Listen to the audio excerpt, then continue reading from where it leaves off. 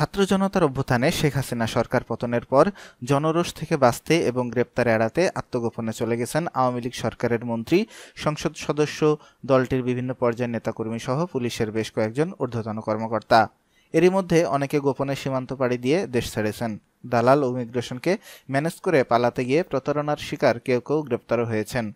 দালাল সিন্ডিকেটের সহায়তায় কেউ কেউ ভারতে ঢুকতে কোটি টাকাও দিয়েছেন, তবে ২০ লাখের নিচে কেউ ঢুকতে পারেননি বলে বিশ্বস্ত সূত্র জানিয়েছে। কয়েকজন সাবেক মন্ত্রী ছাড়া অধিকাংশ ব্যক্তি দেশ ছাড়ার জন্য ভারত সীমান্ত বেছে নিয়েছেন। দেশ ত্যাগের জন্য তারা যশোর, ব্রাহ্মণবাড়িয়া, কুমিল্লা, হবিগঞ্জ, সিলেট, দিনাজপুরের হিলি ও পঞ্চগড়ের বাংলাবান্ধা সীমান্ত ব্যবহার করেছেন। তাদের পারাপারের কাজে বিভিন্ন সীমান্তে গড়ে উঠেছে একাধিক চক্র। এ চক্রের সদস্যরা প্রভাবশালীদের পার করে দিয়ে বিপুল অঙ্কের টাকা হাতিয়ে নিচ্ছে বলে এক প্রতিবেদনে জানিয়েছেন গোয়েন্দা পুলিশ।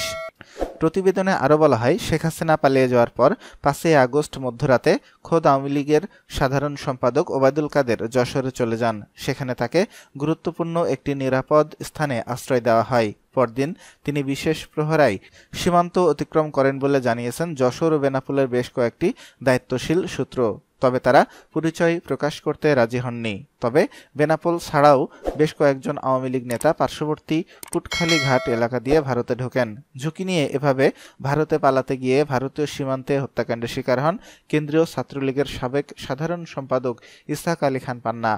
ভারতীয় অংশের দালালরা একা পেয়ে নির্যাতনের পর গলা টিপে হত্যা করা হয়। বেশ কয়েকদিন পড়ে থাকার পর পান্নার অর্ধগলিত লাশ উদ্ধার করে পশ্চিমবঙ্গ পুলিশ।